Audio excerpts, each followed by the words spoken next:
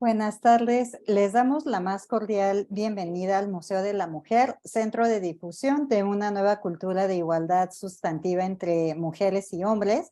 Y también les damos la bienvenida y les agradecemos su participación en esta sexta sesión del ciclo de conferencias Arte Feminista en conmemoración del Día Mundial del Arte. Y para presentarnos el día de hoy tenemos a la doctora Cintia Eugenia Pech Salvador, que proviene de la Universidad Autónoma de la Ciudad de México del campus San Lorenzo Tezonco, y que nos va a presentar la conferencia El cuerpo como estrategia feminista.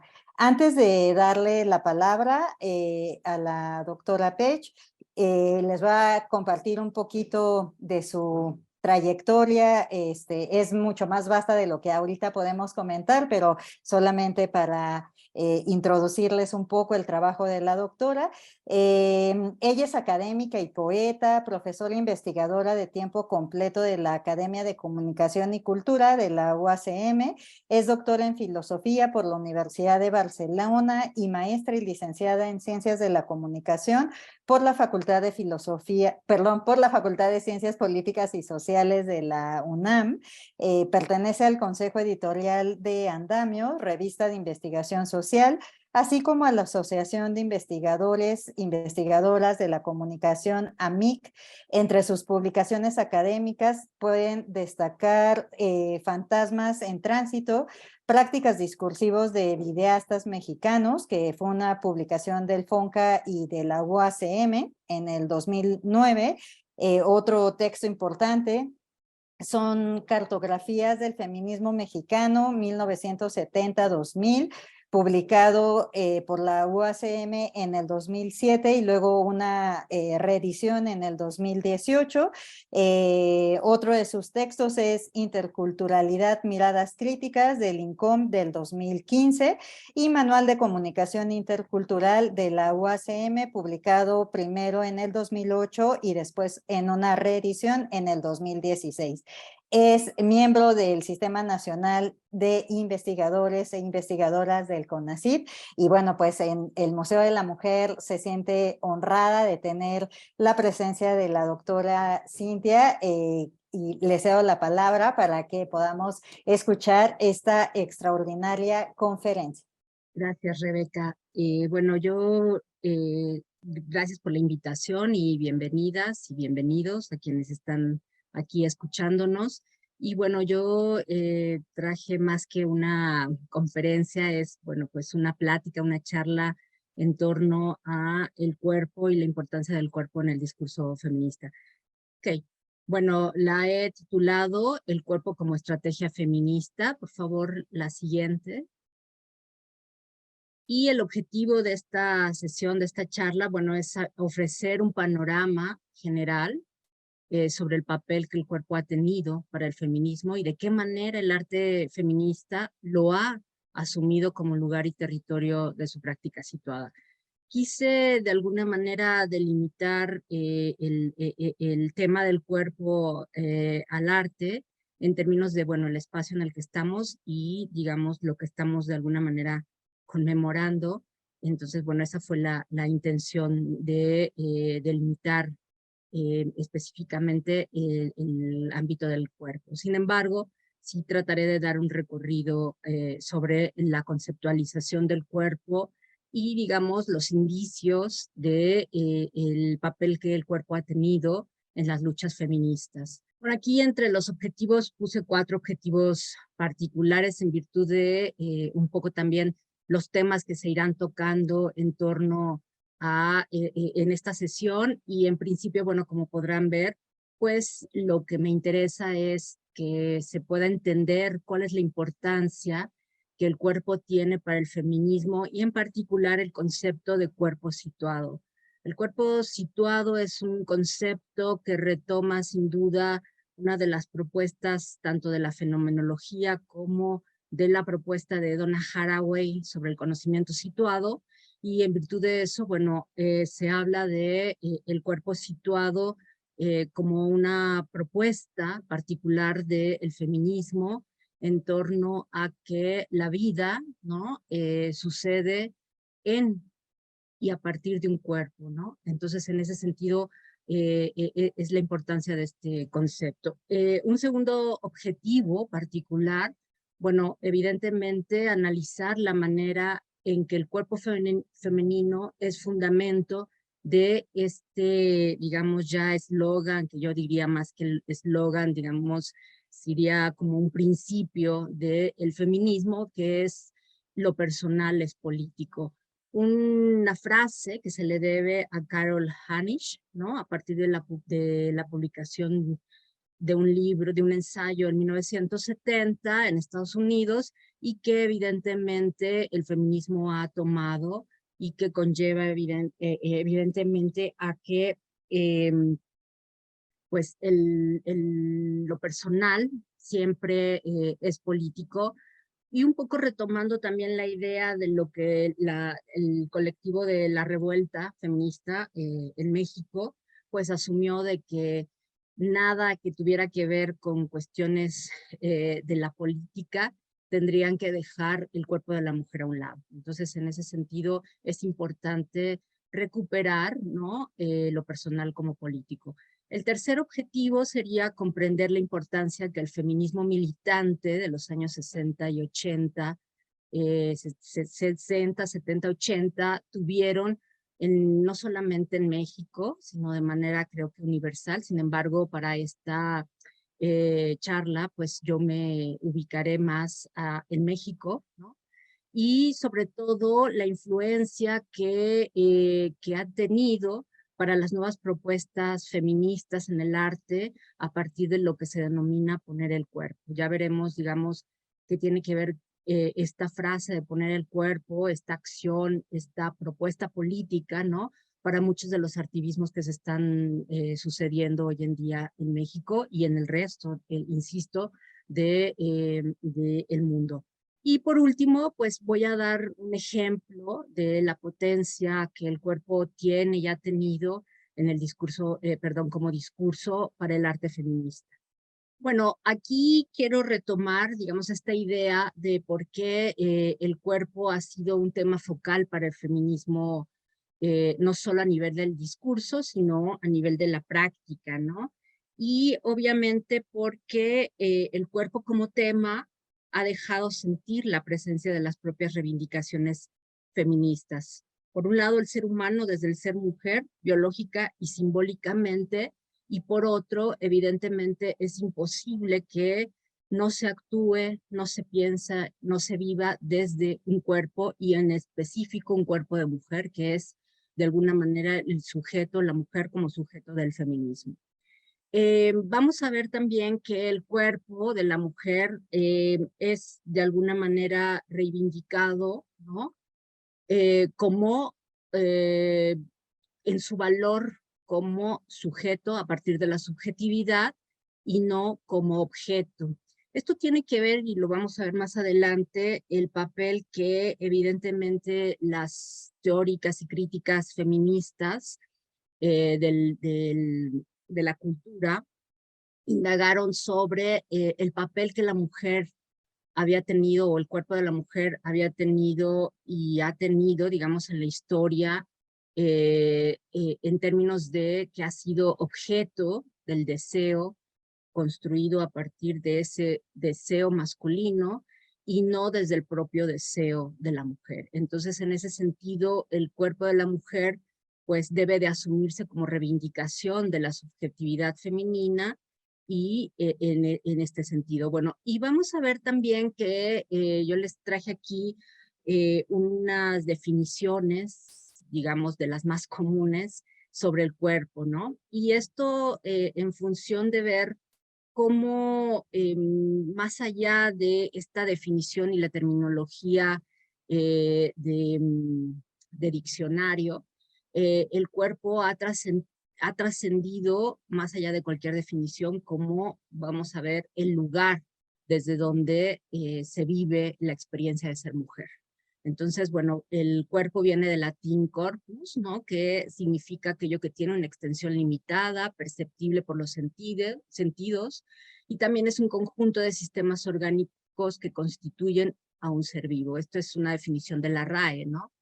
Vamos a ver que desde un ámbito de la filosofía, desde el punto de vista fenomenológico, el cuerpo es la superficie vital desde donde los seres humanos experimentamos eso que llamamos vida, ¿no? Y desde un ámbito sociocultural es el cuerpo desde donde interactuamos con las personas y el mundo y desde donde el cuerpo vehicula significaciones culturales a partir de emociones y sensaciones. Desde un punto de vista comunicativo, el cuerpo comunica desde una subjetividad a través de la corporalidad. La corporalidad debe ser entendida como el proceso de socialización de esos cuerpos, ¿no? Y bueno, en este sentido, vamos a ver que el cuerpo que asume el feminismo, pues va a nutrirse, o la perspectiva, ¿no?, de entender el cuerpo para el feminismo va a nutrirse, pues, de ámbitos disciplinares distintos. Por favor, la siguiente. Vamos a ver que al nutrirse de la fenomenología filosófica, ¿no? Vamos a ver que esto es importante porque desde Margarita Vaz, una estudiosa de la danza, va a hacer una investigación en torno, para tratar de identificar qué pasa con el concepto de cuerpo como locus de la experiencia, locus como lugar de la experiencia. Y ella se remonta al pensamiento de Gabriel Marcel. Gabriel Marcel, un filósofo francés, que va más o menos de los años 30 del siglo XX, que va a decir que la vida sucede en el cuerpo y pasa por el cuerpo, ¿no? De hecho, bueno, una cuestión que tiene que ver más con una visión ontológica sobre yo soy mi cuerpo, pero que lo llevará más adelante a decir que la vida es el cuerpo y se vive en un cuerpo, ¿no? Entonces, bueno, desde esta perspectiva vemos que la fenomenología, junto también con otros pensadores, posteriormente como Merleau-Ponty, y posteriormente también las feministas estructuralistas y postestructuralistas, pues van a hacer uso de esta perspectiva fenomenológica, ¿no?, del cuerpo como lugar de la experiencia.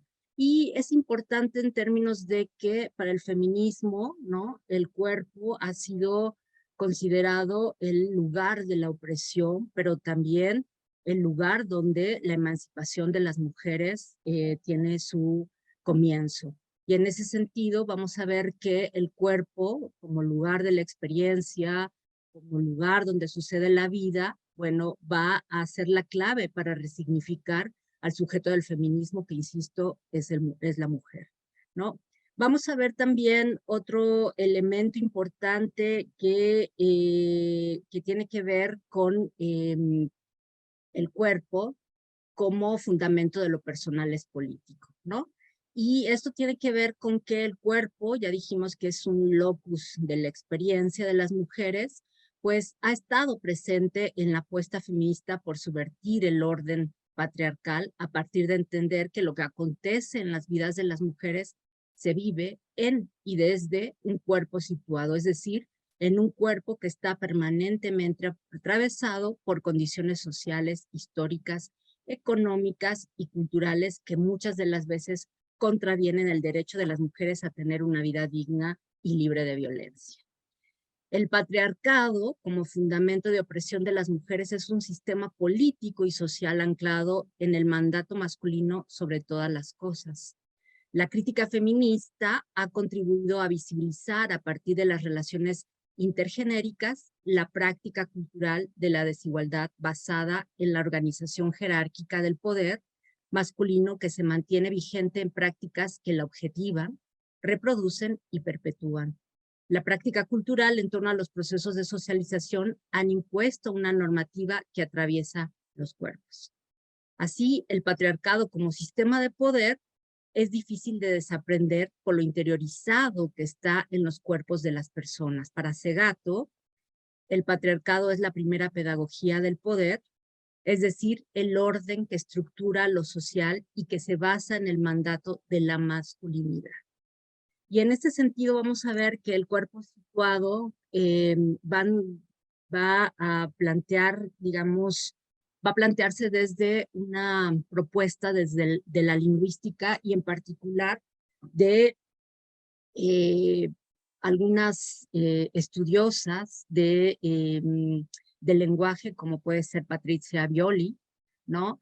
Y esto tiene que ver con que si las mujeres viven su experiencia, son un cuerpo y viven su experiencia desde el cuerpo, bueno, desde el cuerpo se enuncian, ¿sí? Y se sitúan, obviamente, como ya lo mencioné, a partir de estas condiciones históricas específicas que las determinan. Entonces, en ese sentido, vamos a ver que el lugar de la enunciación que alude a la posibilidad, digamos, esto viene de un concepto clave de la lingüística de Émile Benveniste, que es el aparato de la enunciación. Vamos a ver que la enunciación tiene que ver con el lugar, que el hecho de que las mujeres cuando toman la voz están tomando también, están teniendo un lugar para esa voz, ¿no? Por eso se llama lugar de la enunciación. Y en ese sentido, bueno, yo trabajé a partir de, en la serie de investigaciones que he hecho desde más o menos 1996, digamos, un término que he definido como poética de la experiencia, ¿no? Y que alude justamente a esta posibilidad enunciativa y de cuerpo situado que muchas de las mujeres utilizan para no solamente dar su voz, sino también para posicionarse políticamente hablando y estratégicamente, en particular dentro de los ámbitos de la cultura y de los espacios artísticos. Puede ser desde el ámbito de la literatura, puede ser desde el propio ámbito del arte, ¿no? Y arte refiriéndome, y a lo que se entiende coloquialmente como arte, al ámbito de las artes plásticas, y hoy también podemos decir de lo que se llama las artes visuales, ¿no? Bueno, vamos a ver también que hay en todo esto, y básicamente a partir de los años 90, principios del siglo XX, que desde el ámbito de las ciencias sociales surgió esto que se llama el giro afectivo. Y el giro afectivo es, digamos, permeó a todas las ciencias sociales y evidentemente al feminismo, un poco para entender, ¿no? O para dar de alguna manera elementos teóricos, ¿no? En torno a que cuando hablamos de cuerpo, no solamente es una materialidad donde predomina lo racional, sino sobre todo predomina lo emocional y lo afectivo. Entonces ahí estamos planteando, y desde el giro afectivo evidentemente, plantea que el cuerpo es principio y fin de la experiencia y que lo emocional atraviesa la experiencia de los cuerpos, ¿no? Que son cuerpos sintientes, y esto lleva a plantear también que la cuestión del giro afectivo o lo afectivo, sí, no debe de entenderse, digamos, como esto que generalmente se entendía, ¿no? Y de alguna manera a partir del cual se ha construido esta diferencia entre mujeres y hombres, ¿no? La sensibilidad femenina frente a la racionalidad masculina, ¿no? Desde esta perspectiva, las emociones y el ámbito de las sensaciones y los sentimientos evidentemente posibilitan el conocimiento y son parte fundamental a la hora de conocer, ¿no? Y conocer el mundo. Entonces, evidentemente aquí se plantea que en el giro afectivo la posibilidad de que los cuerpos tienen para conocer, ¿no? Para valorar estos conocimientos y de alguna manera enunciarlos y definirlos, y por supuesto, todo esto parte de un cuerpo emocionado, ¿no? Y esto es muy importante, lo vuelvo a decir, porque rompe con esta visión dicotómica de el cuerpo como materia y donde se da la diferencia entre razón y entre alma o razón y sensibilidad, ¿no? Aquí es como una propuesta mucho más holística, podría decir, en la consideración de que no hay cuerpo con razón solamente, sino es un cuerpo sobre todo, ¿no? Que, que vive la experiencia también porque es un cuerpo que siente. Bueno, y otro elemento que a mí me interesa en términos ya cómo se manifiesta de alguna manera en el arte y desde mi perspectiva creo que a partir de los años 70, 80 se empieza a dar una manifestación en el ámbito artístico mexicano, la presencia del cuerpo de manera ostensible, aunque a lo mejor no de manera consciente por parte de las artistas. Sin embargo, creo que desde los inicios, desde, digamos, de lo que fue o lo que se podemos llamar o indagar o decir la genealogía para construir la genealogía del arte feminista en México, y sobre todo a partir de los años 70 del siglo XX, pues que el arte feminista es una práctica y ha sido una práctica situada, ¿no? Aquí me gustaría detenerme un poco en función de entender qué es esto. Bueno, vamos a ver que los estudios y la crítica cultural sobre el orden de la representación de la mujer en la cultura, pues originó justamente muchos planteamientos que surgieron, digamos, en el ámbito del feminismo anglosajón y francés, y que de alguna manera, bueno, permeó también a los ámbitos de Iberoamérica, ¿sí? Y bueno, desde esta perspectiva, yo misma he anotado cómo fue dándose de alguna manera en paralelo el desarrollo de esto que llamamos la práctica situada en el arte feminismo. Y digo en paralelo porque, bueno, cada lugar, cada parte del mundo tendría su propia historia. En esta genealogía de lo que pudiera ser el arte feminista en México, pues yo he planteado que hay, digamos, una intención de principio por justamente contrarrestar las narrativas heteronormadas, las narrativas patriarcales de la mirada del cuerpo de la mujer y la representación de este cuerpo de la mujer, ¿no? Y vamos a ver ahí un concepto fundamental de una teórica italiana, de origen italiana, pero afincada en Estados Unidos, que es Teresa de Lauretis, que trabajará el concepto de autorrepresentación, ¿no? Y ella planteará que una manera de contrarrestar estas representaciones en el orden del discurso, ¿no? Con lo que serían los modos de representación institucional, pues evidentemente va a ser las creaciones en donde las mujeres se puedan representar a ellas mismas. Y esto no quiere decir más que otra cosa que la autorrepresentación.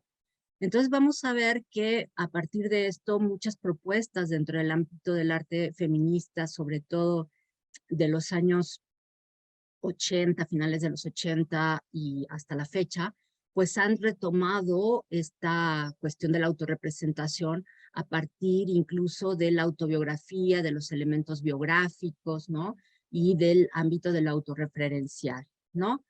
Y por el otro lado, y que creo que ha permeado, digamos, a todas estas producciones artísticas a lo largo de todo este tiempo, y vamos a ver que en el ámbito actual, y a partir de esto que se llama poner el cuerpo, pues es justamente la vigencia de esta práctica situada del arte feminista que se da en el ámbito del arte activismo, ¿no? Del llamado arte activismo, pero que no necesariamente, porque quizás se puede visualizar mucho más en lo que es el performance, ¿no? Como práctica artística, pero también en otros ámbitos de propuestas artísticas emergentes o lo que se puede llamar arte emergente, ¿no? Un arte vinculado a lo político dentro del ámbito del mundo del arte, que el mundo del arte forma parte de estos modos de representación institucional. Entonces también, digamos, aquí no hay mucho chance de hablarlo, pero sería interesante también ver cómo se han roto, ¿no?, las fronteras en el ámbito de la institución artística por parte de las mujeres y por parte del arte feminista, ¿no? Y bueno, eso creo que se ha de alguna manera documentado mucho más porque existe, digamos, una constante dentro del ámbito del arte feminista por recuperar, ¿no?, el papel y por recuperar a las artistas que han sido obviadas por la historia del arte, ¿no?, en mayúsculas, ¿no? Y esto puede también alcanzar al ámbito de la literatura, incluso al ámbito de la academia, ¿no? Hay un proyecto muy interesante, el Wikitón, ¿no? Que hace poquitito se celebró, no sé cuál sea la edición, que recupera justamente a las mujeres dentro del arte mexicano. Y entonces, bueno, la editatona se llama, la editatona, que tiene que ver con llevar a Wikipedia, ¿sí?, a estas mujeres y recuperar a las mujeres, ¿no?, para de alguna manera romper estas fronteras dentro del ámbito de la historia del arte, ¿no?, y de lo que es el modo de representación de la historia del arte. Entonces, bueno, por favor, la siguiente. Para mí es importante, incluso y de manera general, plantear algunos antecedentes sobre cómo es que el cuerpo, ¿no?, se visualiza en las primeras propuestas artísticas, ¿no? Y esto tiene que ver con, digamos, lo que yo aquí puse como antecedentes, el cuerpo en el discurso feminista mexicano y algunos antecedentes. En principio, evidentemente, la práctica feminista en la militancia social y política de los 70 y los 80 del siglo XX, ¿no? Y vamos a ver que cuando hablo de la militancia feminista, bueno, el antecedente serían los grupos de la militancia de izquierda, que en un primer momento, y es interesante, veían justamente que el feminismo era el movimiento burgués, ¿no? Muchas de las mujeres que conformarán los primeros colectivos feministas saldrán de estas agrupaciones, ¿no? Y algunas vinculadas al ámbito del arte estarán en sus inicios vinculadas al cine documental, ¿no? Por eso vamos a tener justamente al colectivo Cine Mujer, por ejemplo, como un antecedente fundamental de lo que llamamos el arte feminista en México, vinculado a la militancia, ¿no? Y bueno, vamos a ver que esta desvinculación que se da en los 70, 80, pues van a empezar a tocar temas y importantes en sus proyectos creativos que forman parte, fíjense, es interesante indagar más sobre esto, pero que forman parte de toda una propuesta por recuperar temas que evidentemente tenían que ver más con problemáticas de las mujeres, ¿no? Como era el aborto, como era el trabajo doméstico, como era la doble jornada, la violación, la explotación laboral, ¿no? Bueno, el trabajo doméstico en función de la doble jornada, no lo que hoy, en particular lo que hoy se llama el trabajo doméstico remunerado, sino básicamente el trabajo doméstico a partir de estas dobles jornadas que las mujeres hacían, tenían que trabajar en la calle y además ocuparse de la casa, ¿no? Entonces vamos a ver que esta cuestión de la militancia surge con grupos, con colectivos, ¿no?, que hoy llamaríamos activistas, que trabajan en colonias populares con mujeres de estas colonias populares y buscan de alguna manera crean círculos de concientización, ¿no?, sobre la condición de opresión de las mujeres, ¿no? Esto no lo podemos obviar, es importante, me parece. Y bueno, dentro del ámbito del campo del arte, ¿no? Por favor, la siguiente, pues tenemos el trabajo particular que llevaron en cuenta justamente algunas mujeres dentro del ámbito de lo que es los medios de comunicación, ¿no? En el caso particular, aquí tenemos la revista FEM, ¿no? Y en principio el programa de radio de al aire FOPA, Foro de la Mujer, que duró de 1972 más o menos a 1980, y la revista FEM, ¿no? En su primer número, yo siempre quiero aquí detenerme, porque es importante en este artículo, que es el segundo artículo de esta revista, el primer número de FEM, ¿no? Alaide Fopa titula Anatomía no es destino, ¿no? Y comienza, y les voy a leer rápidamente, con este enunciado, ¿no? Durante milenios, la mujer ha sido considerada en función de su cuerpo y de su sexo. El parto, la crianza, la satisfacción sexual que puede dar al hombre, su intrínseca impureza determinada por las hemorragias, su efímera belleza, su condición de ser inútil y agotado cuando ya no es fecunda. Aún los llamados trabajos femeninos dependen sobre todo del cuerpo, pues son en su mayoría tareas manuales. Entonces, aquí alude justamente al aire FOPA, al cuerpo y al papel del cuerpo, y son, digamos, desde las indagaciones realizadas, pues son una de las primeras enunciaciones que sobre el cuerpo se hace en revistas, en documentos, ¿no? Con un alcance, pues, mayor y donde el cuerpo está presente, ¿no? Vamos a ver que, bueno, el cuerpo como constructor social y como productor de sentido, ¿no? Obviamente va a tener un lenguaje muy particular, y en ese sentido es que el lenguaje particular va a ser considerada la historia personal de cada una de las mujeres, insisto, mujeres reales. La siguiente, por favor. El caso que también traigo aquí como un tercer ejemplo de esta presencia dentro del ámbito del cuerpo, dentro del ámbito de lo que es el feminismo mexicano, es la práctica artística del colectivo Cine Mujer, ¿no? El colectivo Cine Mujer que, como ya les dije, será fundado, ¿no? Por militantes que vienen de esa militancia de grupos, ¿no? Conformados por hombres y mujeres, pero al final, bueno, hay una separación de estos grupos y se enfocarán a trabajo mucho más de concientización con las mujeres, y que también muchas de estas mujeres van a salir de la primera generación, de las primeras generaciones de las escuelas de cine, ¿no? En principio del CUEC, fundado en 1963, y van a salir las mujeres de estas generaciones del CUEC. El colectivo Cine Mujer, si bien se funda en 1977, bueno, pues va a tener, digamos, como parte de sus integrantes a Beatriz Mira, ¿no? A Rosa Marta Fernández, a María Novaro, ¿no? A Mari Carmen de Lara, entre las más renombradas, aunque hay otras mujeres que también participaron en los años que duró el colectivo hasta finales de los 80, ¿no? Entonces aquí, digamos, les traigo dos fotogramas, uno que tiene que ver con vicios de la cocina, el primero, el de la mujer con la niña, y es de alguna manera uno de los docuficción.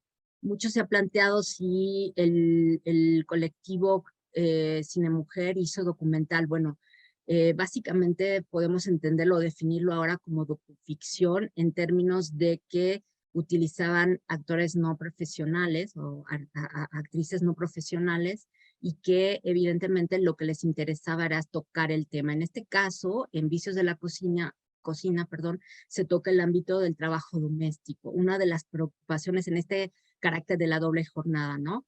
En esta preocupación fundamental, en donde evidentemente los cuerpos de las mujeres están en primer plano. Y en el otro fotograma es, digamos, un fotograma sobre la película de Mari Carmen de Lara, el documental de No les pedimos un viaje a la luna, sobre las costureras posterior al terremoto de 1985.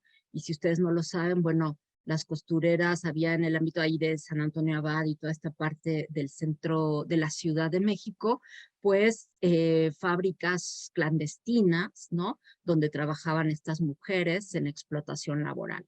Entonces, lo que va a hacer justamente este documental es recuperar las historias de las mujeres que trabajaban en estas maquilas, ¿no? Ya lo podemos entender como las maquilas, y el ámbito de las condiciones que tenían y que derivó en que no pudieran de alguna manera escapar en el sismo del 85, y bueno, hace un seguimiento muy interesante sobre las sobrevivientes y los sindicatos de las costureras, ¿no?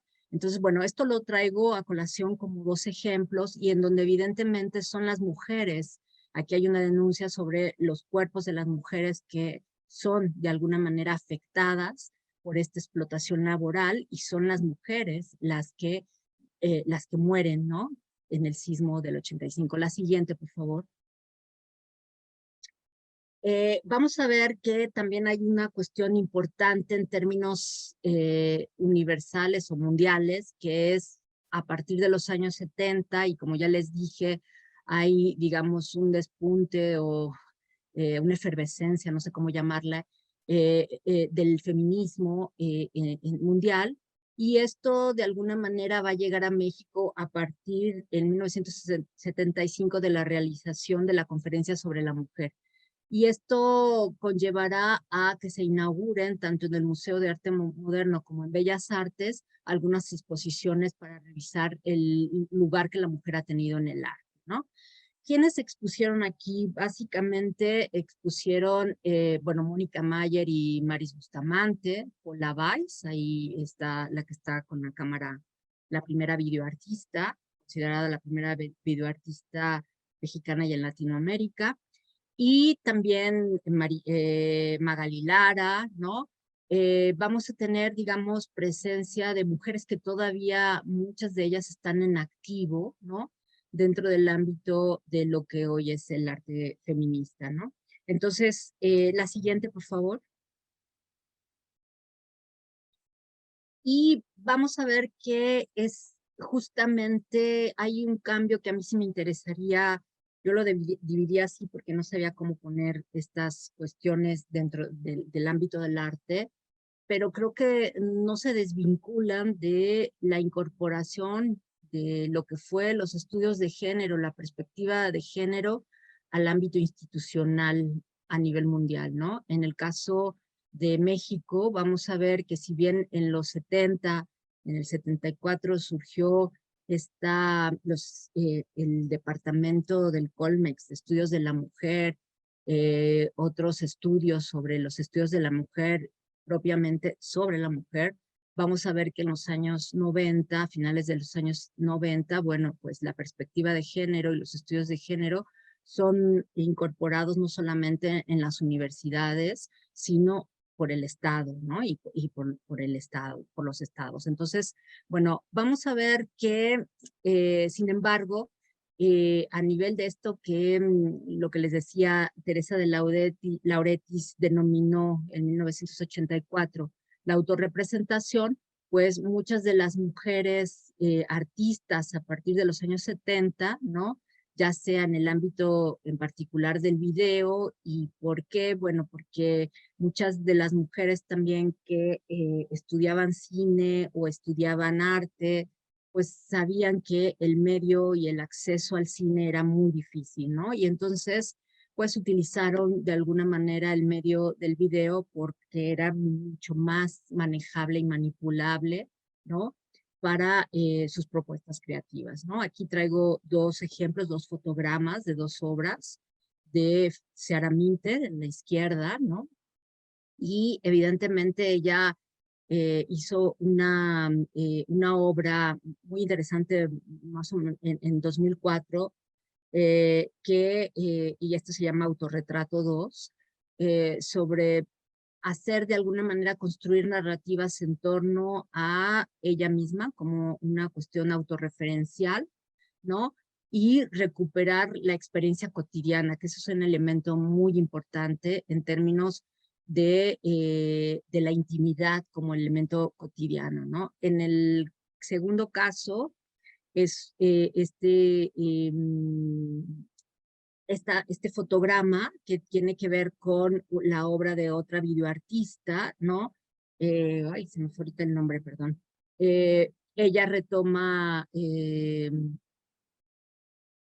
ay, se me fue el nombre, perdón. Ella retoma, digamos, el ámbito de la maternidad. Sara Hemsani, perdón. Sara Hemsani retoma el elemento de la maternidad y construye un video muy corto de animación con arena para, de alguna manera, hablar sobre la maternidad. Y es un video de principios del siglo XX, ¿no? Entonces, esto como ejemplo en términos de que también en otros ámbitos, lo que ya seremos ahí, difícil está en situar si el arte feminista es solamente se da en el ámbito del cine, ¿no? O de la cuestión de las artes plásticas, ¿no? Yo creo que también ahí entre el ámbito de la intermediación, ¿no? Que es el cine, ¿no? El video, ¿no? Y evidentemente lo que se conoce como artes visuales, ¿no? Porque incorpora también otros elementos que habría que considerar de manera para otra charla, ¿no? La siguiente, por favor. Bueno, y aquí lo que les decía justamente es importante porque si bien desde mi perspectiva hay un antes y un después, porque a partir de los años 90 se da justamente esta institucionalización de la perspectiva de género, ¿no? Y vamos a ver de alguna manera que ha habido cambios en la perspectiva incluso de abordaje de las luchas, de dónde situar, digamos, estos grupos minoritarios que el feminismo de alguna manera vinculaba a sus luchas, ¿no? Y hoy, bueno, hoy tenemos una larga discusión que no quiero entrar aquí, pero yo lo que quiero situar es justamente también cómo el cuerpo, ¿sí? Va a ser central para esta perspectiva de género, ¿no? No la podemos dejar ni obviar, ¿no? Dejar de lado o obviar. Entonces vamos a ver que antes que nada, bueno, el género va a quedar, digamos, dentro del ámbito de los estudios que a veces no se pueden separar entre estudios feministas y estudios de género, ¿no? O perspectiva de género, pues va a quedar como una categoría de análisis, ¿no? Que plantea obviamente esas características diferenciadoras que nos asignan a hombres y mujeres al nacer, ¿no? Un trabajo fundamental en toda esta perspectiva es el trabajo de Judith Butler, ¿no? Con la performatividad del género y el planteamiento de que el género es sobre todo una realidad discursiva, no ontológica de los seres humanos, ni necesariamente heteronormada. Ella nos habla de que hay esta performatividad alude a que hay, digamos, el género abre, ¿no? A otras identidades, otras identificaciones que no necesariamente corresponden a lo binario, ¿no? Al mujer-hombre, ¿no? Y bueno, aquí se da la cuestión del desmontaje del sistema sexo-género. El cuerpo es fundamental para esta perspectiva de los estudios de género, del transfeminismo y de los estudios queer, ¿no? Bueno, en el ámbito del cuerpo, a partir de los años 90 y los estudios, la incorporación del cuerpo en los estudios feministas, bueno, también tenemos que el cuerpo debe de ser visto como un punto de partida metodológico, ¿no? Y aquí tiene que ver mucho con lo que les contaba del giro afectivo, ¿no? El giro afectivo retoma incluso hay un ámbito de la comunicación y emociones, que es el ámbito donde yo más trabajo, que no puede entenderse al cuerpo desvinculado del ámbito de la comunicación. Para el ámbito de la comunicación, el cuerpo es el primer elemento a partir de que los sujetos nos comunicamos, ¿no? Nos comunicamos y socializamos. Bueno, también el cuerpo como un principio indispensable para el análisis social, ¿no? Esto evidentemente hay metodologías como los propios, digamos, metodologías cualitativas, como la autoetnografía, ¿no? O como esto que Mariluz Esteban denomina itinerarios corporales, cómo a partir de las vivencias de los cuerpos de las personas puede de alguna manera construirse, ¿sí?, toda una posibilidad de análisis desde el ámbito de las ciencias sociales, ¿no? Y bueno, aquí un concepto importante que ha trabajado Sara Ahmed sobre el cuerpo encarnado, ¿no? Como el cuerpo, ¿no?, encarnado en el sentido de que está encarnado por las emociones y son cuerpos hechos carne, ¿no? Entonces aquí vamos a ver que metodológicamente y teóricamente también se establecen posibilidades, ¿sí?, para estudiar no los cuerpos, sino la socialización de esos cuerpos, es decir, las corporalidades, ¿sí? Y obviamente esto es una visión en ciernes dentro del ámbito de las ciencias sociales que ha sido duramente criticada, ha sido aceptada, los estudios culturales obviamente abrazan esta propuesta, pero no otras disciplinas, ¿no? Habrá que ver en qué para todo esto. La siguiente, por favor.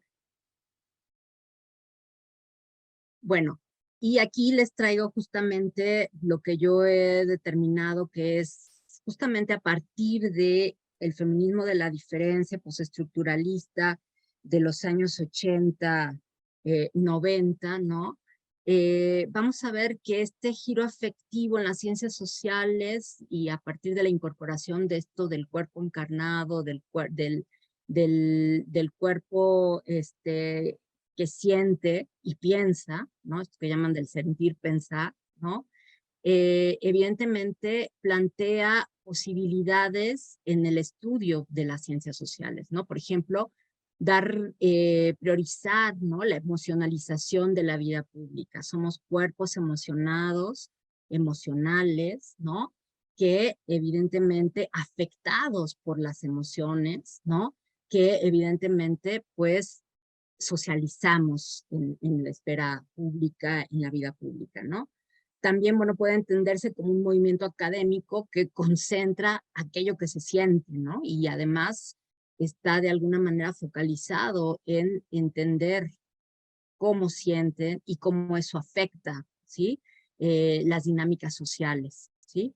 Bueno, vamos a ver también que hay el giro afectivo focaliza su estudio en las emociones, los afectos, los sentidos y los cuerpos, ¿no? Y vamos a ver que también se pretende dotar de visibilidad sociológica a un conjunto de temas, ¿no? Lo emocional y lo afectivo en el centro, que ha sido poco legitimado en el ámbito de las ciencias sociales, ¿no? Esto, ¿cómo se vincula evidentemente con el feminismo? Pues de alguna manera, fíjense, el feminismo, pues desde mi perspectiva, era visto como algo fuera de, ¿no?, como vinculado más al rollo militante, ¿no? Y bueno, de alguna manera, cuando logra de alguna manera entrar al ámbito institucional, ¿no?, previo a la perspectiva de género, vamos a ver que, pues, estas temáticas tratadas por el feminismo, las ciencias sociales hoy las retoma y evidentemente, pues, están vinculadas, ¿no? La siguiente, por favor. Y bueno, vamos a ver que también hay un ámbito en esto del giro afectivo en donde se da cuenta que como cuerpos, ¿no?, los cuerpos están construidos socialmente y ello deriva en las corporalidades, ¿no? Y obviamente esto tiene que ver que las emociones son socialmente construidas. Quizá una de las estudiosas de las emociones es Sara Ahmed. Interesante, digamos, el ámbito de análisis que ella hace en torno al papel que las emociones tienen en la construcción social, ¿no? O la construcción social de estas emociones. Bueno, también vamos a ver que hay una naturaleza discursiva de las emociones. Las emociones sí se viven, pero siempre se dicen, ¿no? Y se dicen a partir de un lenguaje que no necesariamente es meramente verbal, sino mayoritariamente es no verbal, ¿no? Bueno, también tenemos que las emociones necesitan ser expresadas o al menos nombradas para poder ser reconocidas. Y esto alude a las determinantes y las consecuencias de las emociones se desarrollan en la interacción, como ya les dije, a través del lenguaje, ¿no? Ya sea el lenguaje verbal como el lenguaje no verbal, ¿no? Esto tiene que ver con el sistema, digamos, de símbolos, de códigos, etcétera. Bueno, sin ser una corriente teórica homogénea, el giro afectivo se ha ido nutriendo de varias líneas de la reflexión e investigación, desde las miradas sociológicas, históricas y antropológicas. La siguiente, por favor. En el ámbito del arte, bueno, vamos a ver que el cuerpo, las emociones y la afectividad han sido estrategias fundamentales para subvertir el arte institucional, es decir, el arte patriarcal, ¿no? Vamos a tener que el cuerpo de las mujeres, ¿no? Es tomado como vehículo de comunicación y como obra de arte muchas de las veces, como herramienta, como vehículo de comunicación y como obra de arte, ¿no? Y esto mucho se puede ver, digamos, en todos estos obras que yo caractericé como obras de autorrepresentación o estas obras que ponen el cuerpo, ¿no? Y aquí quisiera referirme o tratar de dar una definición sobre lo que significa poner el cuerpo, ¿no? Hacer ostensible la potencia del cuerpo de las mujeres en sus prácticas político-estéticas que intervienen en la realidad. Un claro ejemplo sería el performance, ¿no? No solo como una cuestión de puesta en escena a través del cuerpo, sino como una epistemología para comprenderse una misma, ¿no? Diana Taylor trabaja justamente la cuestión del performance y el papel del cuerpo en el performance, ¿no? Vamos a ver que el performance como expresión corporizada es ante todo una narrativa del cuerpo y desde el cuerpo. Y en ese sentido vemos que el performance quizá se tome como el ejemplo más importante. Sin embargo, yo aquí voy a darles como a manera de ejemplo dentro del ámbito del arte feminista del cuerpo, otra cuestión que vamos a ver que no tiene que ver necesariamente con el performance. La siguiente, por favor. Bueno, a mí me interesa justamente detenerme tantito todavía en lo del que es poner el cuerpo, ¿no? Y bueno, Julián Tibilo, el estudio que hace ella en un libro entre lo sagrado y lo profano se tejen rebeldías y ella da cuenta del arte latinoamericano, del arte feminista latinoamericano en este libro.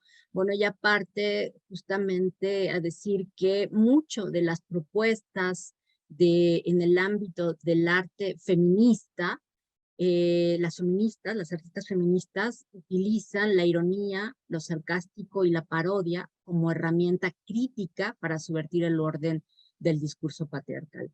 Esto me parece interesante porque en el ámbito del performance, vuelvo a decir, es donde más se visualiza, donde más se hace ostensible. Aquí les traje dos imágenes, una de 1987 aproximadamente, que es justamente una intervención, un performance que hacen sobre la maternidad, Polvo de Gallina Negra, que era un colectivo, bueno, de dos, conformado por Maris Bustamante y Mónica Mayer, ¿no? Y el otro es sobre las histriónicas hermanas Jiménez, que es un colectivo, una colectiva de mujeres que tienen un show justamente performancero, en donde, bueno, utilizan, digamos, esta cuestión de lo sarcástico, la ironía y la parodia para cuestionar el orden del discurso en torno, sobre todo, a la sexualidad y en torno a la vejez, por ejemplo, ¿no? Entonces, estas están en activo, ¿no? Mónica Mayer, creo que la tuvieron aquí en algún momento, creo que en la primera sesión, no recuerdo bien, pero bueno, vamos a ver que 1987 y las hermanas, histéricas hermanas Jiménez, que están en activo, pues bueno, dan cuenta de los elementos, ¿no? De la lucha feminista, los temas que pasan y atraviesan por el cuerpo. Y estos se convierten de alguna manera en temas de las propias propuestas artísticas de estas mujeres, ¿no? La siguiente, por favor. La siguiente, por favor. Bueno, para ejemplificar de qué manera el cuerpo es fundamento de muchas de las propuestas de arte feminista, yo retomé un proyecto de intervención virtual en tiempos del confinamiento por el COVID. ¿Por qué? Me pareció importante que, pese a que parece que ya estamos en la normalidad, creo que todavía no logramos visualizar los cambios o medir si hubo cambios a partir de estos 2 años que estuvimos en confinamiento, ¿no? Pero además porque también las propias artistas utilizaron, digamos, estrategias creativas, medios que tienen que ver con la cuestión de la utilización de diferentes medios, ¿no? Como soportes artísticos, comunicativos, etcétera. Sí, sin embargo, el ámbito del cuerpo como un tema, como el foco, como el fundamento de estas creaciones y reflexiones en tiempos del confinamiento, pues siempre estuvieron ahí, ¿no? Y en este caso, bueno, este proyecto que del cual voy a darles como ejemplo, tiene que ver con Lorena Wolfer, ¿no? Lorena Wolfer, que es una artista, investigadora, en fin, que en sus inicios, bueno, hacia performance, digamos, tiene uno muy emblemático que se llama Mientras dormíamos, que ella a partir de mapear su propio cuerpo desnudo, construye evidentemente lo que estaba sucediendo justamente con los feminicidios en Ciudad Juárez, ¿no? Por ejemplo. Entonces, bueno, yo de una fecha para acá, lo que hace justamente Lorena Wolfer ya no utiliza de alguna manera su cuerpo de manera autorreferencial, sino lo interesante de su trabajo es que ha construido otros proyectos que ya llama de intervención cultural, porque justamente incita, invita, plantea, incorpora a otras mujeres, ¿no? Reales, ¿no? Que vamos a ver los alcances que tiene, a mujeres reales para que colaboren y no solamente colaboren, sino construyan esa intervención que ella proyecta, ¿no?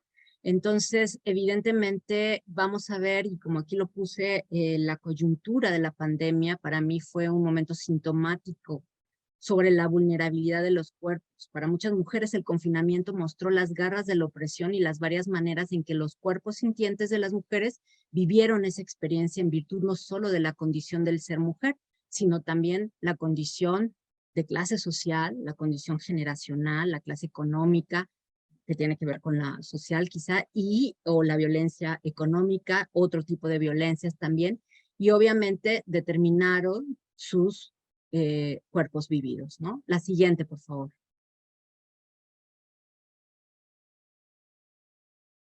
Bueno, en este sentido, pues es que quiero hablarles de historias propias desde casa, ¿no? Aquí tenemos, digamos, elegí esta imagen que forma parte del repositorio, archivo, personal, sobre justamente estos proyectos que les he contado que desde más o menos, no sé, 2010 ha ido trabajando. Entonces, bueno, ya lo tiene en su sitio personal y aquí lo que me interesa es justamente retomar este proyecto artístico de archivo. O sea, aquí se vinculan muchas cuestiones, o sea, lo intermedial está ahí atravesando, ¿no? Y como ejemplo de arte cotidiano. La siguiente, por favor.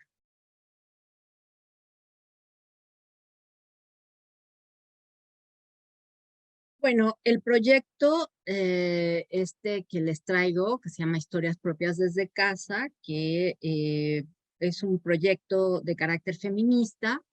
Tuvo una duración de 6 meses desde abril a noviembre del 2020 y actualmente se encuentra alojado en el repositorio virtual del artista. Historias propias desde casa consta de 56 historias archivadas en forma de testimonio escrito visual o escrito visual. En él participaron mujeres que, ya sea usando su nombre real o de forma anónima, escribieron o fotografiaron su cotidianidad durante los primeros meses del confinamiento. El proyecto, me parece, está atravesado por el principio feminista de lo personal es político, en tanto que la intervención del espacio virtual, que funciona si bien como un espacio público, fue utilizado para visibilizar los espacios íntimos propios de las mujeres participantes.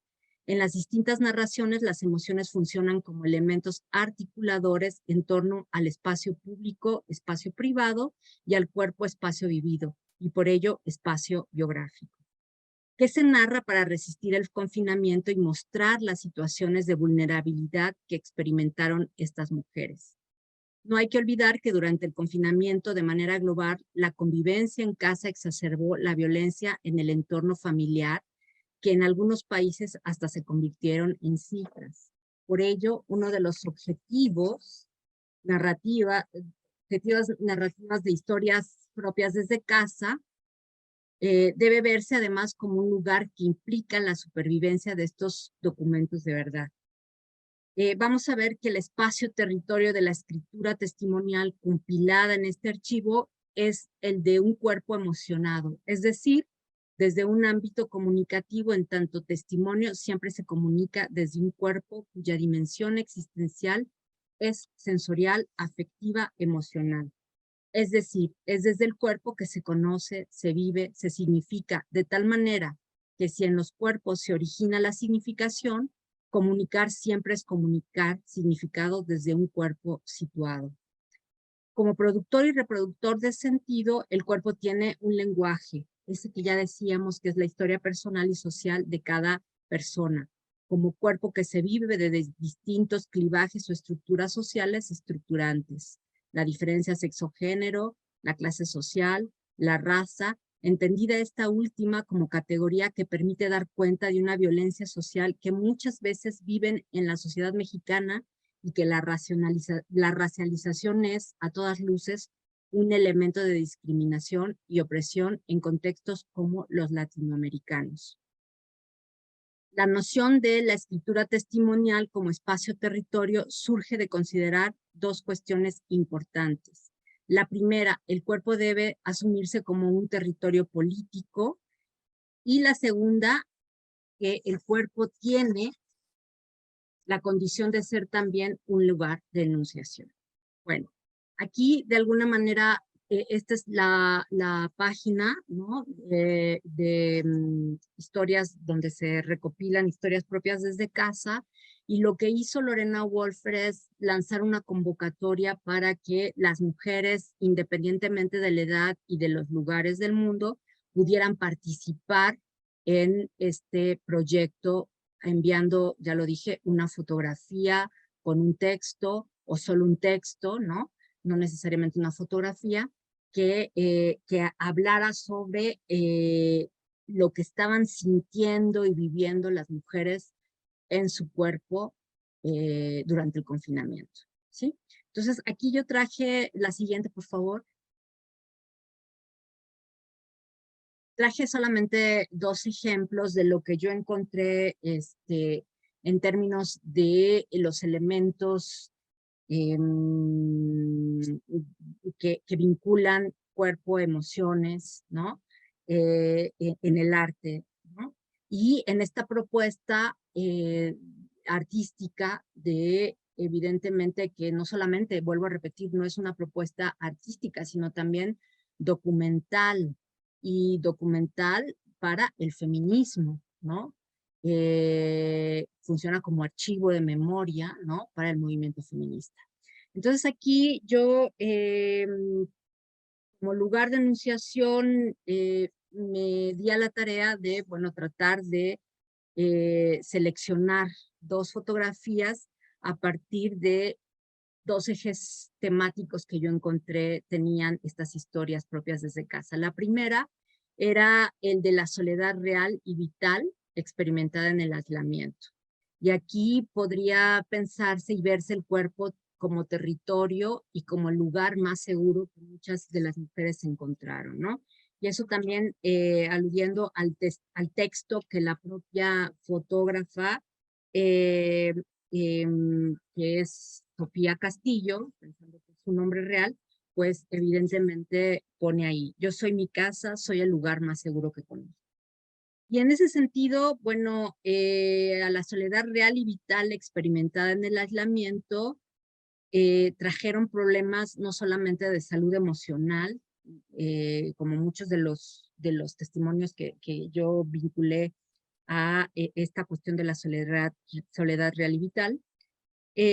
La soledad como condición ontológica de ser es el punto ciego que nos desconecta de lo social. Así, pese a que todos los individuos estamos solos, lo estamos siempre en relación. El miedo al contagio nos sometió a un aislamiento que no encontró más que en el sujeto mismo y en el ámbito del hogar cárcel una cierta certeza a que si permanecíamos aislados no nos contagiaríamos. Así que para muchas mujeres el aislamiento se vivió en solitario y el confinamiento, pese a los inconvenientes emocionales efectivos, aseguró algo muy primario: la sobrevivencia. Y una sobrevivencia que creo que tiene que ver con un concepto que viene de exilio, pero que tiene más que ver con ese silencio eh, autoasumido y ese silencio vivido en solitario que es el incilio, ¿no? Pero bueno, esa es otra cosa. La siguiente, por favor.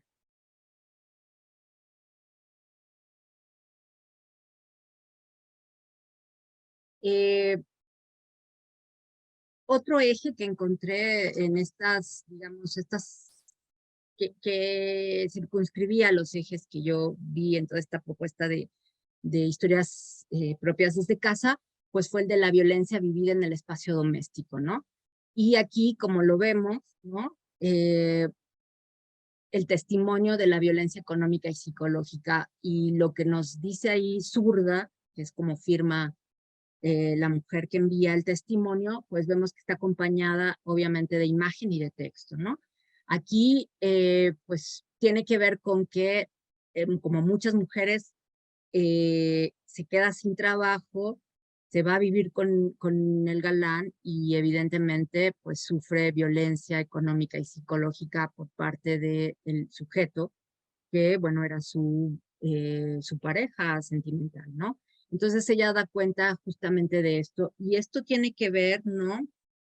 Que la violencia en el espacio doméstico para muchas mujeres en el confinamiento supuso no solo miedo e incertidumbre derivados de la pandemia, sino un espacio de peligro, en tanto que la obligatoriedad del encierro mostró que la casa no era la más segura, pues las expuso de forma continua y obligada a distintas violencias que no vienen nunca solas. Es decir que si las mujeres perdieron el empleo en este tiempo de pandemia, en sus casas sufrieron violencia económica y psicológica por parte de su pareja. De alguna manera, la precariedad laboral es una violencia estructural de la desigualdad. Asimismo, las mujeres trabajadoras regresaron al hogar para no solo trabajar frente al ordenador, sino en el cuidado y reproducción del hogar que supone el trabajo doméstico no remunerado. Entonces, bueno, esto como ejemplo, digamos, muy vigente, porque, vuelvo a decir, es un proyecto de intervención cultural, artística, que Lorena Wolfer realiza durante el año del 2020. La que sigue, por favor.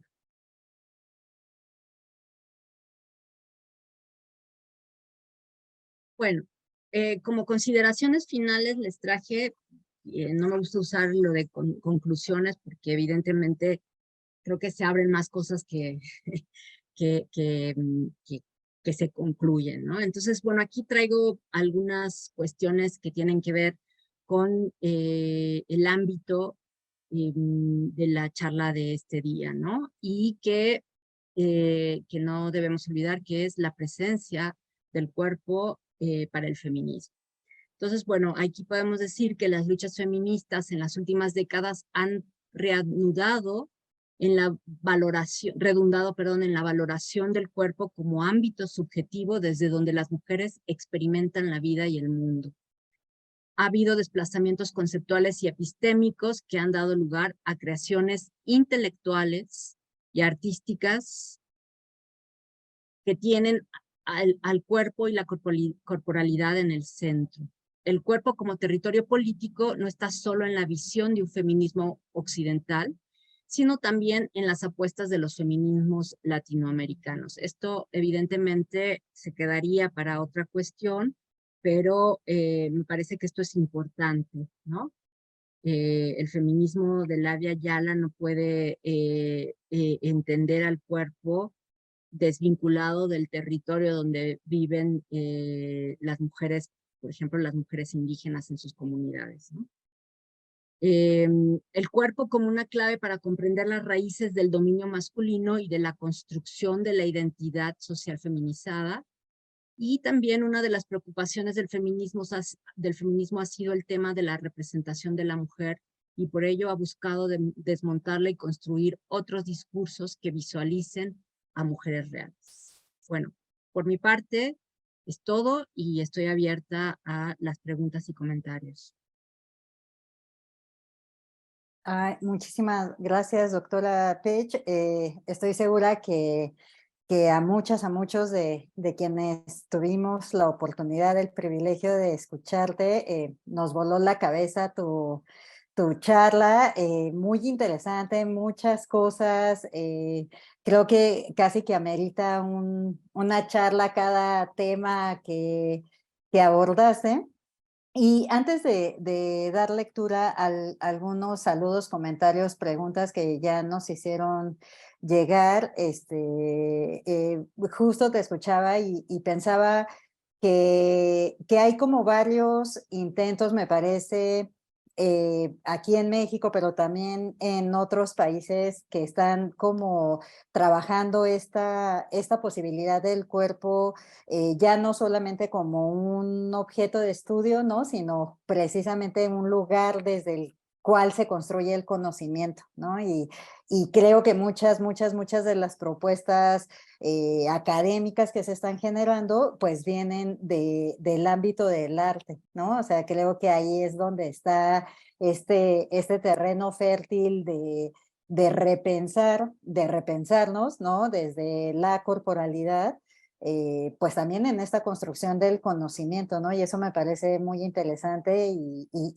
bueno, que es como un gusto poder ver esta variedad de propuestas. Te leía y te escuchaba y pensaba, por ejemplo, en un grupo de colegas argentinas que están vinculadas a esta Sabrina Mora, ¿no? Que era una de las que citabas en la lámina de Sordaz, que está con Silvia Citro en la Universidad de Buenos Aires y que están haciendo como cosas súper interesantes con un proyecto, con una propuesta más que con un proyecto del performance investigación, por ejemplo, ¿no?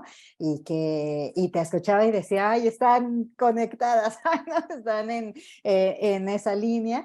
O pensaba también en una colega más cercana, a Josefina Ramírez, que trabaja el tema de la construcción sociocultural de las emociones, y que ella está acá en la Escuela Nacional de Antropología, ¿no? Entonces, bueno, pues es muy gratificante ver estos giros, ¿no? Que se están proponiendo desde la academia en compañía de una propuesta y de una reflexión artística, pues para pensar el cuerpo y para pensarnos finalmente desde este otro lugar, ¿no? Entonces, ay, muy interesante, muchas gracias. Voy a dar lectura a unos primeros comentarios y saludos y les invito a quienes nos estuvieron escuchando, a quienes estuvieron escuchando a la doctora Pech a mandarnos más preguntas, más comentarios. Y bueno, Sandra Flores te manda saludos desde Tampico, Dalia Soto desde Ecatepec, María Fernanda Morales dice, gracias a la doctora por compartir esta conferencia. Sin duda el cuerpo es un elemento importante en la teoría feminista. Lilia Quesada también te da las gracias por compartir. Y Dalia Soto te pregunta si puedes recomendar algún libro para acercarse a este estudio del cuerpo desde el feminismo.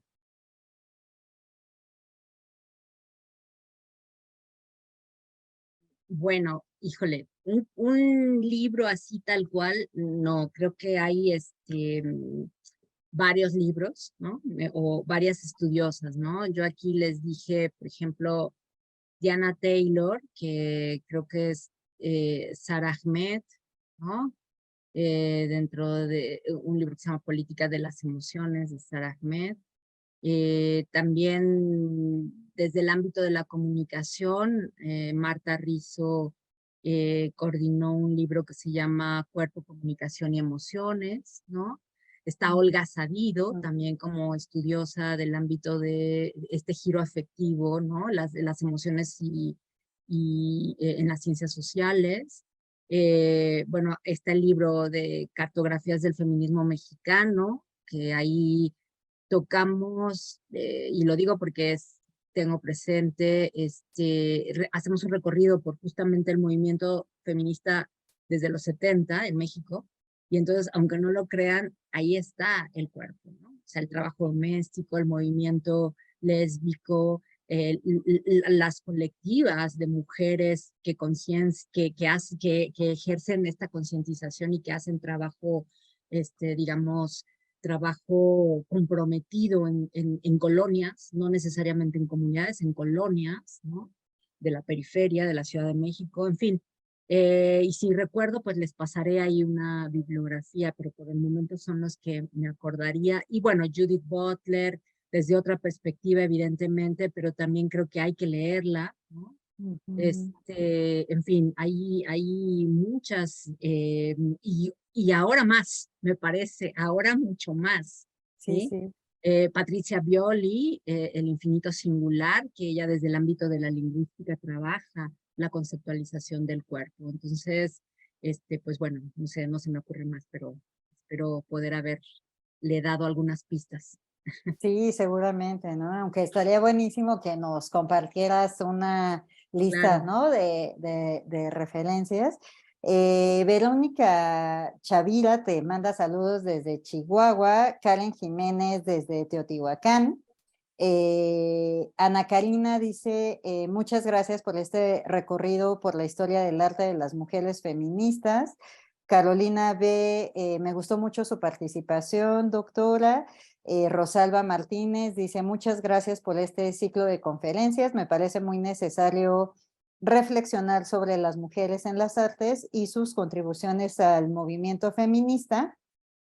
Y Ana Karina te pregunta que en dónde pueden consultar tus publicaciones y si las encuentran en el Museo de la Mujer.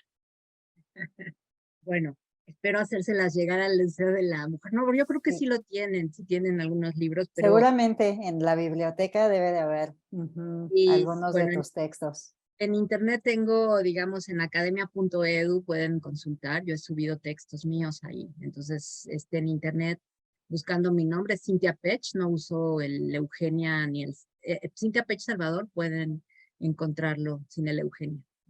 Ok. Pues les reiteramos si tienen todavía algún comentario, alguna pregunta que quieran hacerle a la doctora Pech, bueno, son bienvenidos. Todavía tenemos un poquito de tiempo para dar respuesta. Me imagino, realmente fue muy enriquecedor escucharte, pero creo que es mucha información, ¿no? Yo iba anotando cosas y creo que a ti misma no te daba tiempo, ¿no? Por ejemplo, me quedé como con esta cuestión de que igual en algún punto tal vez nos hablaras de tu noción de la poética de la existencia, que yo dije, ay, seguro está como un poco articulada con lo de la estética de la existencia de Foucault, me imaginé, ¿no? Que tal vez por ahí podría haber a lo mejor algo, ¿no? O no, ¿no? Yo dije, bueno, me quedé un poco con eso, ¿no? O pensaba también en esto que comentabas, de estas otras formas de intervención o de poner el cuerpo, que no solamente son los performance, ¿no? Porque efectivamente creo que es como el recurso, ¿no? Más frecuente, y creo que también ha sido, quizá, o al menos esa es mi percepción, que tal vez ha sido el gestado de una forma como, no me gusta la palabra orgánico, pero no encuentro una mejor, ¿no? Salido incluso de las propias movilizaciones, ¿no? Pienso, por ejemplo, en las marchas, sobre todo en las marchas feministas, ¿no? De las chicas literalmente poniendo el cuerpo, ¿no?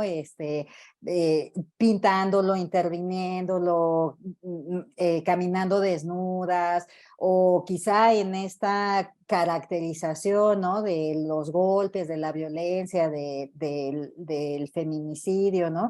Y bueno, yo siempre he dicho, pues es que las marchas son eso, son performáticas porque ahí está, ¿no? Y ni siquiera lo piensan tanto, simplemente lo están como llevando a cabo. Y bueno, pues es súper interesante ahí, ¿no? Ver esa emergencia, pues, ¿no? De poner el cuerpo, que como tú bien lo decías, o sea, que es un cuerpo afectado por un montón de cosas y es un cuerpo sentido y sin duda pensado, pero sobre todo vivido, ¿no? Claro. Fíjate, es interesante, por eso retomo la militancia de los 70 y el activismo que tiene mucho que ver en las marchas, porque creo que a las chicas jóvenes no hay una conciencia también de Te lo que de creo. alguna manera tienen una, digamos, hay un antecedente. Pero además Claro, otra cosa que yo quería también aquí, aprovechando este espacio, hacer notar, es que el cuerpo vivido, el cuerpo de las mujeres, siempre ha estado en el centro del feminismo, ya sea claro, en la búsqueda del reconocimiento de los derechos, ¿no? En el voto, o sea, no puede obviarse el asunto del cuerpo, ¿no? Y otra cosa importante que antes de teorizar siempre está la praxis, ¿sí? Política. O sea, ¿qué quiero decir? Tú hablas de las marchas y evidentemente las marchas desvelan justamente poner el cuerpo, que no necesariamente es creo que las marchas lo que hacen es que muestran la vulnerabilidad otra vez del cuerpo, no, del cuerpo, ¿no? Y entonces, y se exponen, ¿no? O sea, se expone a esa vulnerabilidad. Bueno, piénsense que guardando las diferencias, también esto hacían las mujeres militantes de los años 70, ¿no? claro, Entonces, es muy interesante porque antes de esta teorización, ¿no? La práctica feminista antecede, ¿no? Y eso claro. también, digamos, eso me lanzo a decirlo, que a lo mejor tendría que argumentarlo más, pero digamos, de entrada me parece que eso puede ser así, ¿no? Sí, sí, sí, yo coincido contigo, ¿no? Ahorita que te escuchaba decía, sí, claro, o sea, pensemos que el logro al voto en prácticamente todos los países de donde las mujeres podemos votar, no fue así de llegar y dejar una cartita y decir, no, o Fueron sea, era poner el cuerpo ahí, las manifestarte, mantas, ir, claro, decir, sí, claro, sí, y sí, eran las sí, mujeres, obviamente, entonces claro, eso es muy claro. importante. Y pensaba, te voy a leer otras preguntas, pero me quedé con esto también como en esta ejemplificación que nos trajiste, muy bella, muy potente, muy fuerte y muy dolorosa, lo de Mm, estas de historias desde propias casa, desde casa. ¿no? De historias propias desde casa, que pensaba justo que muchas de las mujeres activistas, pues al final también llevaban a los espacios públicos en esta exigencia de derechos, pues a las criaturas a veces, justo, ¿no? Porque era así de, bueno, pues, o sea, si a mí me toca con todos los paréntesis y a falta de una mejor expresión, pues voy y llevo aquí a la criatura porque no la puedo dejar, ¿no? Es parte de, ¿no? Entonces, eso también me parece como muy potente, pero bueno, voy a leer porque si no, aquí vamos a dejar a nuestras, y nuestros asistentes con las preguntas pendientes. Angélica Arcos te pregunta, dice que estaba pensando en si su reciente libro de poemas considera que es una materialización de este giro afectivo, porque empezó a leer tu libro de poemas, necesitamos también una copia en el museo, por favor, de tu libro de poemas. Y bueno, Angélica dice, empecé a leer el libro de poemas intentando tener un ambiente donde sus palabras me invitaran a sentir, pensando las palabras en cuanto al cuerpo y a las emociones, ¿no? Entonces, ella te pregunta si tu libro es como una materialización de este giro afectivo del que nos hablabas. ¿Quieres responderle o te leo las otras preguntas? Otra. ¿Sí? Otra. Bueno, Bel Hillary, que Bel Hillary es una de mis alumnas, y siempre está en las conferencias, así que se llama Frida, muchas gracias Frida por siempre estar. Dice, gracias, pensaba dentro de los escenarios educativos, sí, recomendaría impulsar proyectos que incrementen la conciencia corporal. ¿Qué tipo de textos se podrían trabajar desde la educación media y media superior para generar esta conciencia corporal? Y de verdad considero que no hay muchos espacios para la reflexión y el estudio de estos temas, nos dice Hilary. Bueno, contesto la primera y ya está. Ok. Bueno, claro, yo en lo que hago, creo que estoy muy, parto siempre y estoy muy situada, ¿no? Desde el cuerpo. O sea, si hay una cosa en que trato como de siempre situarme y claro, la experiencia de la escritura es una experiencia de enunciación, de situarte, y claro, que refiere a fragmentos de lo que no se ve, que así se llama el poemario, que agradezco a Angélica su lectura y su pregunta. Por supuesto que está atravesada. Yo no diría el giro afectivo, porque créanme que el giro afectivo, bueno, nombrado así como el giro afectivo, esto para mí es mucho más nuevo, lo he descubierto apenas, no hace mucho, ¿sí? Antes, y yo antes ya escribía, ¿no? Digamos, desde esta posición de situarme, ¿no? Desde mi propia contexto, un cuerpo en contexto social e histórico, ¿no? Entonces, bueno, esa podría decirle. La segunda, es bien interesante qué textos se podrían trabajar. Híjole, estoy pensando, yo misma trabajo comunicación intercultural, por ejemplo, y uno de los elementos de análisis fundamentales es la educación, esto que se llamaría la educación intercultural, a partir de la diferencia sexogenérica en el ámbito escolar, ¿no? Se ha escrito muy poco, es cierto, se ha escrito muy poco, pero existen, yo creo que artículos sueltos sobre el asunto, y yo creo que en principio habría que revisar esa bibliografía, ¿no? ¿Por qué? Porque en el espacio del salón de clases, pues suceden muchas cosas, y la socialización entre hombres, mujeres, en fin, pues evidentemente pues crea tensiones, hay tensiones, ¿no? Entonces esto tendría de alguna manera que haber una sensibilización, ¿no? Sobre el asunto. Y vuelvo a decir, así ahorita un texto clave fundamental no, pero creo que puede encontrar artículos variados sobre este tema. Claro, claro, sí. Sí, sí, y además el espacio educativo pues es también un espacio que nos configura, ¿no? Pasamos muchísimo tiempo ahí y además me parece que hay una práctica pedagógica en general que desdibuja los cuerpos, ¿no? O sea, que tú piensas que estás trabajando con mentes o, no sé, con seres etéreos o no sé qué, ¿no? O sea, la disposición de las bancas, los uniformes, ¿no? Hay un montón de cosas que disciplinan los cuerpos, recordando al buen Foucault, ¿no? En la Claro, escuela. claro, claro. Gisela Holguín Álvarez te pregunta, ¿por qué la necesidad de reconocer, de reflexionar que el primer territorio a defender es nuestro cuerpo?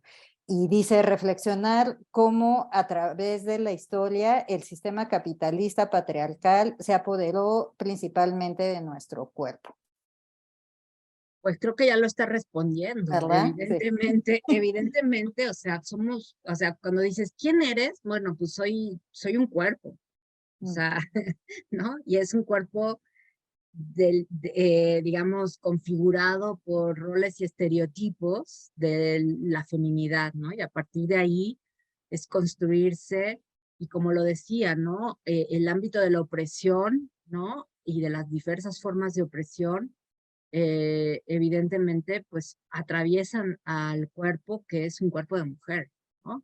Y claro. es a partir de ahí que la emancipación, o sea, la ruptura de estas formas de opresión, ¿no? Por ejemplo, el no tener derecho, estoy pensando, el no tener derecho a la escuela, por ejemplo, ¿no? Ujú. ¿Dónde lo vives? O sea, lo vives en un cuerpo, pero lo vas a vivir porque es desde tu cuerpo, tú que eres un cuerpo, y esto ya es una visión mucho más ontológica, fenomenológica, o sea, uno sí es un cuerpo, ¿no? Y es un cuerpo de mujer, entonces te atraviesa evidentemente que no puedas, de alguna manera, no solamente estudiar, sino qué implica no estudiar, qué implica no estudiar, digamos, en el ámbito social, en un país como México, Por ¿sí? ejemplo. Limitarte, o sea, hay una limitación, seguramente reproducir roles como el ámbito doméstico o no tener posibilidades de salir de ese ámbito opresivo, ¿no? Que te configura. Entonces me parece que ahí también quien hizo la pregunta creo que la está de alguna manera también respondiendo, ¿no? Claro, Y es muy claro. importante, me parece, situarnos siempre desde ahí. Mm. Claro, claro, y justo, ¿no? Pensar en todas estas prácticas corporales que finalmente, o sea, no son, digamos, inofensivas en ningún sentido ni en ningún caso, ¿no? O sea, desde la forma en la que aprendemos a movernos, ¿no? A partir Ujú. de estas características más evidentes, ¿no? Digo, yo no sé si a las más jóvenes, pero seguramente a ti también te tocó todavía eso de siéntate y cierra las piernas, ¿no? De Claro, claro. un montón de cosas así, que además son parte de la vida cotidiana y que finalmente están dándonos forma, sí, corporal, y en esa forma, pues también como subjetivamente, ¿no? Claro. Este, Esther Trejo está en el hospital de Tecámac y dice muchísimas gracias por compartir su conocimiento. Yasmín Tenorio dice, el cuerpo se ha estudiado y abordado casi siempre desde las ciencias médicas y biológicas. Qué importante es estudiarlo desde el feminismo y las ciencias sociales. Sí, definitivamente, Sí, ¿no? claro, claro. Pues estamos prácticamente concluyendo este espacio, esta conferencia. Muchísimas gracias a la doctora Page por su tiempo, por su generosidad. Yo siempre les digo a las colegas que como tú vienen a compartirnos, digo, es un acto de generosidad y se los agradecemos muchísimo. No es un honor estar aquí, poder escucharles. Insisto, creo que habría que hacer un ciclo de conferencias solo para abordar los muchos temas que planteaste. Bueno, voy a leer. El Museo de la Mujer otorga el presente reconocimiento a la doctora Cintia Eugenia Pech Salvador de la Universidad Autónoma de la Ciudad de México, del campus San Lorenzo Tezonco, por la impartición de la conferencia El cuerpo como estrategia feminista dentro del ciclo de conferencias Arte Feminista en conmemoración al Día Mundial del Arte, a 26 de abril de 2023, Ciudad de México. Atentamente, doctora Patricia Galeana, fundadora y directora del museo. Doctora Pech, muchísimas gracias por haber estado aquí hoy con nosotras, con nosotros. Antes de despedirnos, quiero invitarte e invitar al público que nos estuvo siguiendo en la transmisión al evento que tenemos programado hoy a las 7 de la noche. Es una actividad presencial y está en el marco de la Noche de Museos. Es el ensamble Siglo XXI, donde participa el pianista Luis Reyes y la soprano Montserrat Corona, y lo presenta la doctora María del Carmen Carrillo, que es también integrante de la Federación de Universitarias, ¿no? De Mujeres Universitarias, de la FEMU. Les recordamos también que pueden visitarnos de martes a domingo en un horario de 10 a 18 horas en República de Bolivia, número 17, Colonia Centro, en la Ciudad de México. Y pueden contactarnos a través de nuestras redes sociales. En Facebook aparecemos como Museo de la Mujer, en Twitter, @Museo de la Mujer, todo junto y con minúsculas, en Instagram, @Museo de la Mujer CDMX, todo junto y en minúsculas, y también pueden consultar nuestra página www.museodelamujer.org.mx, todo junto y con minúsculas.